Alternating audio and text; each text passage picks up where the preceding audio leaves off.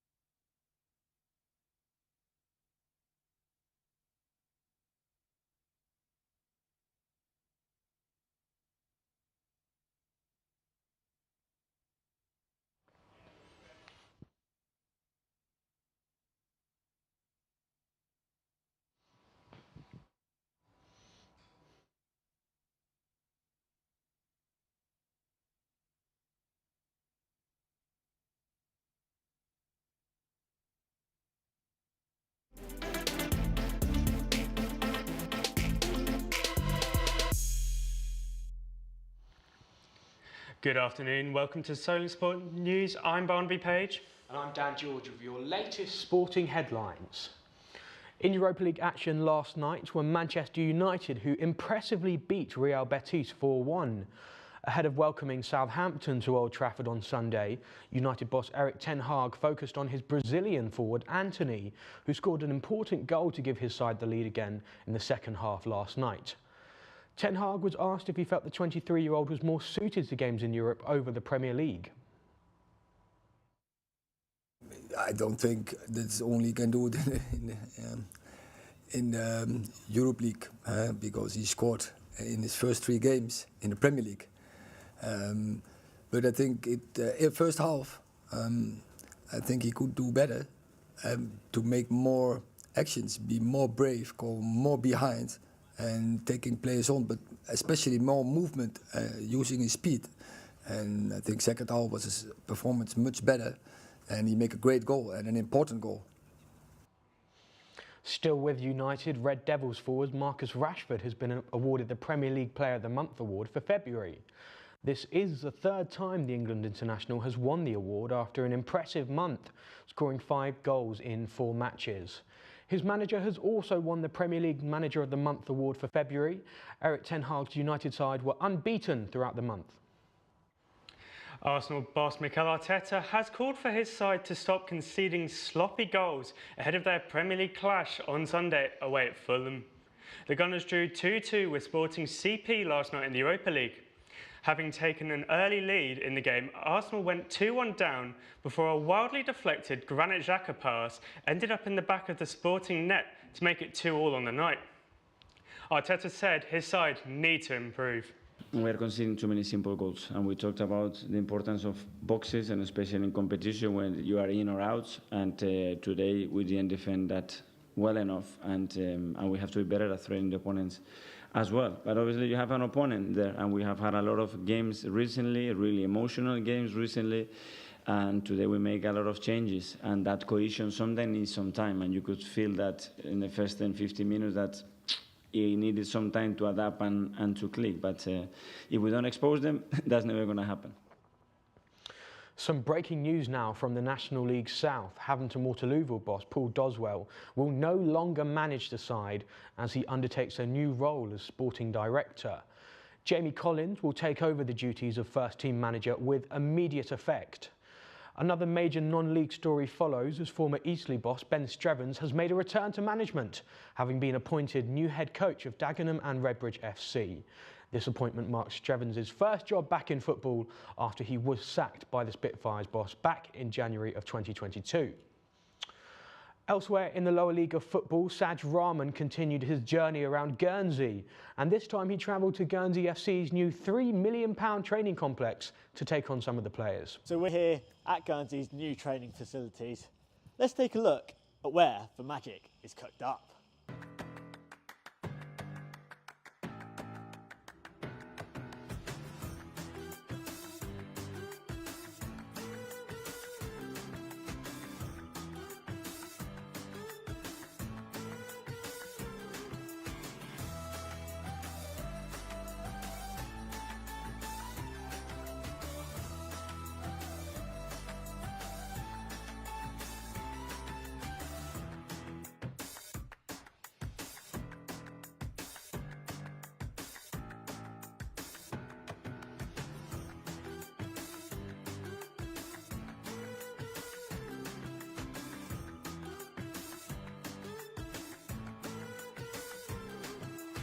Okay, wow. That would explain why there's so much talent brought up on this island. I might be in a little bit of trouble here. The Guernsey players are about to arrive for training and I need to do some scouting reports because I will be in trouble for these challenges if not. Be right back.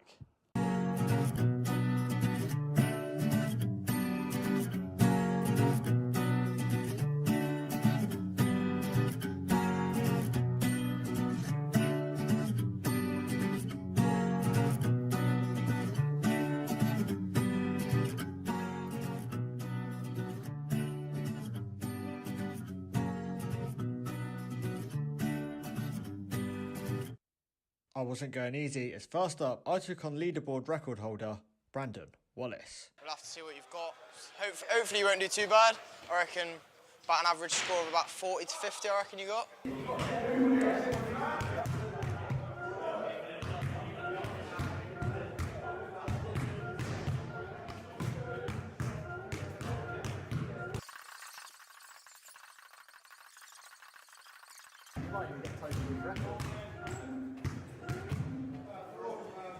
'67. Wow. He's a young star coming up. Let's just hope I can get somewhat close. I mean, watching that, I'll be honest, all confidence has gone out the window. 67 to beat. After watching that, I do not feel confident because he was a joke. Ah! I got it, though.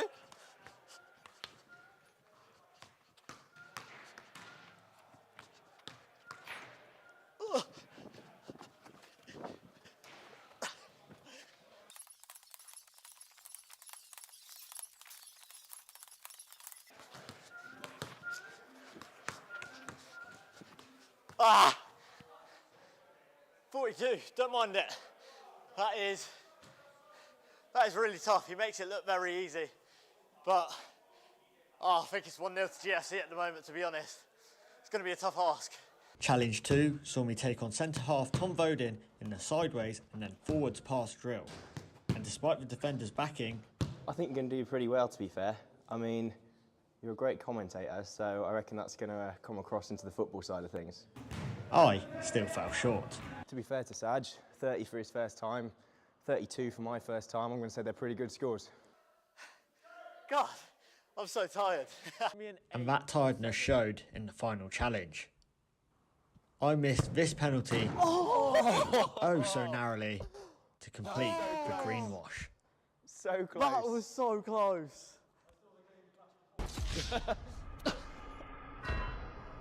Final word with Tony Vance, the manager. Let's see, even though I've lost all 3 challenges, whether he'd sign me on. So Tony, I know it probably wasn't my best showing today, but seeing as it was my first time, how do you think I did? Out of 10? Yeah, go on. Give me out of 10. I'm going to give you 6. 6? Yeah. Wow, that's fairly generous to be fair. Yeah. Maybe football isn't for me after all. And maybe one day my dream of playing for GFC will come true. Well, you got the shirt. I do, yeah. They can't take that away from me now, surely. So yeah. that's it. $39.99 from the club shop. Cheers, Tony. I'm going to head back to England now. Saj Rahman, Solent Sports News. Thanks for that, Saj. Don't quit the day job. Now, on to rugby union. Owen Farrell has been dropped for the first time in his international career. Ahead of a crucial game in the Six Nations against France, head coach Steve Borthwick has made the decision to drop the Saracen star for young prospect Marcus Smith. Farrell will start on the bench. And earlier today, I spoke to rugby analyst David Astle to find out more. Why has Steve Borthwick dropped Owen Farrell to the bench for this game? I think there's a multitude of reasons that he's decided to drop Owen Farrell. The first, of course, is that the fans have not been, should we say, not been pleased with Owen Farrell's performances. I mean, he's obviously been lacking consistency with from the kicking tee. I think some of his mistakes around the pitch have just started to add up. So there were calls from the fans and growing discontent among the fans that we need to see a change. Having Farrell on the field just wasn't working. The second reason, I think, is because they're facing France this weekend, and France are a very well-organised defensive side, coached by defensive guru Sean Edwards, who was in charge of Wales' defence for a very, very long time. He's got France organised. They are solid at the back quite a long time. So, there's a need to play quicker rugby, which I think Farrell doesn't really offer. So I think there's a multitude of reasons. I think it's one of those where you could see it coming, and ultimately he's chosen this game to make that change. So do you think then that he's brought in Smith for this game because he can kind of almost match Ntamak? Because they're relatively similar players, aren't they? And these sort of like flary fly halves that seem to be very popular at the moment. How much of it is, do you think, Borthwick and Kevin Sinfield in the sense trying to match what Galtier and Sean Edwards are doing? Yeah, there's definitely an element of that. I think they know that they've got to keep Dupont and Ntamak under control. Because if they leave them too much space, if they allow them to control the game as we know that they can, then that will allow France to just stay in the ascendancy. So there's definitely an element of that. I think it just comes down to they need to pick up the pace. They have shown over the last 3 games that they can. They have got those elements of quick play and being able to make those sniping runs that we know that they have been wanting to do. And I think Smith does suit that style of play. So yeah, there's definitely an element of trying to keep trying to match what France have got and trying to ensure that England have got the best possible chance. But I think it does just come down to the fact they're just trying to pick up the pace and just ensure they've got the right players who can provide those quick balls that England need to keep France under wraps. In combat sports, amateur boxer Berang Mansourian is looking into transitioning into MMA. We sent reporter Tom Reed to meet him. Amateur boxer Berang Mansourian is looking to make a career shift and pursue professional MMA. The 20-year-old told us how his journey into combat sports began. First started in boxing, it was like 2016, 2017. A friend introduced me to it, and at first I didn't go consistently for the first year or two. It's literally like 2 or 3 times a month. It really wasn't anything, but I started going consistently in about midway through 2019.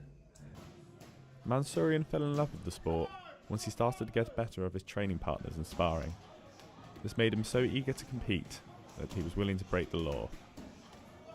I was told I was ready to compete at the start of 2020. My coach Matt, he told me he could get me on a show in like April, but I wanted one ASAP. So I found UWCB, the white collar charity boxing, and you have to be 18 to compete in one of those things. So at the time I was 17, and it was just before my 18th birthday. So I literally lied to them, told them I was 18, and even got like a fake ID to show them and say I was 18. But unfortunately COVID cut that short, so I couldn't compete in 2020. His choice to switch towards MMA began in 2021, and he's now hanging his boxing gloves up for good. I've had 4 amateur boxing fights. I won the first one, lost the next 2, and then won the last one, so that's 2 and 2. I think that's going to be me done with amateur boxing for a while now. Mansourian has acknowledged he still has a lot of learning to do before he's ready to step into the cage and kickstart his MMA journey. Yeah, definitely I would love to have an MMA amateur fight at some point, but I really do need to up the grappling. I'm lacking that at the moment. once I feel confident in the grappling, I will be competing.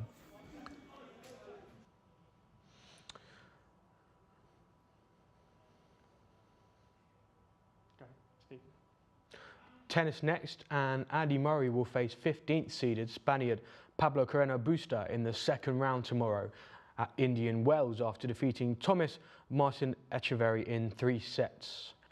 Another victory from the 35-year-old would set up an all-British clash in the tournament against the winner of Dan Evans and Jack Draper's meeting on Saturday. World qualifying round for the UK hot rod drivers taking place at Aldershot Raceway this Sunday. 27 drivers registered. It's going to be fast and furious. Here's our reporter Conor Minnis down there to find out more. Yes, thank you, Dan.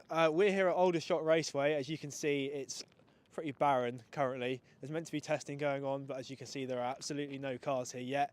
Sunday morning, however, this place is going to be absolutely rammed. See, all the way over there, right on that other side of the bank, there's going to be people lined up all the way along the side there, filling those stands. All along here, you can see there at the front as well, there's still some chairs sat from the last meeting from last weekend that people have forgotten to take with them. Just behind us here, we've got all the pit bays. You've got all the kind of offices where you do the race sign up, all the licensed stuff as well. That's going to be completely filled up. There's going to be mechanics running around, drivers frantically getting their cars ready for the weekend. In a minute, it's just my crusty old grey Volvo sitting currently in the bays. But come race day, it's going to be absolutely packed. All these barrels here, all of this is all going to be moved out of the way and moved into the inside of the track, and it's going to basically become a live pit lane. Currently we're in the middle of an army base where the track is. That's all going to be kind of shut down for race weekend. All the roads leading in and out of the track are going to be absolutely packed. It's looking to be one of the biggest events of the year, certainly for Aldershot and for this part of England as well. So the first World Championship qualifying round for the hot rods here at Aldershot in quite a long time. Normally the rounds they do are at Ipswich and Yarmouth, the two biggest kind of oval racing tracks really in the UK, but Aldershot has the privilege of hosting that this time. So as you can see, all the forklifts are set up in the middle ready to go, all the yellow tyres kind of marking where the drivers can and can't go. They'll all be pushed right to those white lines to make it nice and clear for everyone watching where the track limits are. Right down the other side here you can see there's another escape road down there. That's where they'll take all the cars that can't drive themselves off the track, which is undoubtedly going to be quite a lot of them. There's a scrap heap down the bottom there. There's a metal recycling yard at the bottom. You can patch your car up or just scrap it at the end of the day if it's no good anymore. Yeah, so basically that's pretty much all we have. There's no cars here today, unfortunately. Like I said, we were hoping there was going to be a few people testing, but it's not to be. Hopefully tomorrow, definitely Sunday, it's going to be absolutely crazy. So if you've got a spare day, I would definitely recommend coming down and doing it. In Rugby League, the Catalan Dragons have maintained a 100% start to the season with a win against Wigan last night. Manu Martu impressed, scoring 2 tries in an 18 victory for Le Drac. This is the first time that the Dragons have beaten Wigan away in 15 attempts, with the last time they beat them being in 2011. The Paralympic Games have been seen as a great source of influence for people with disabilities. Solent University is one of the many places to do this, as Fraser Day went down to meet the captain of the boccia team, Peter Langton. I'm here at the Solent Sports Complex to try my hand at boccia. Today, I'm going to be taking on Solent Sports boccia captain Peter Langton in 3 games. Now, he thinks he's a professional, but I think I can beat him.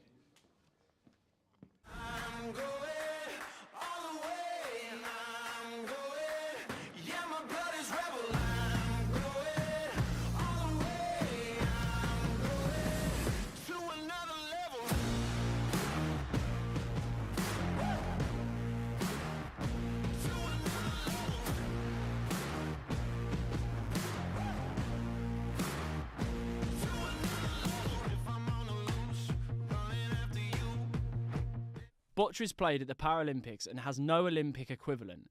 Thankfully, Peter was on hand to give me a quick explanation as to how it all worked. I'm Peter Langton. I'm a master's student here at Solent University, and I'm captain of the Solent boccia team. Boccia is a bit like bowls. I say it's like what your grandparents play, sort of thing. It's that sort of age limit.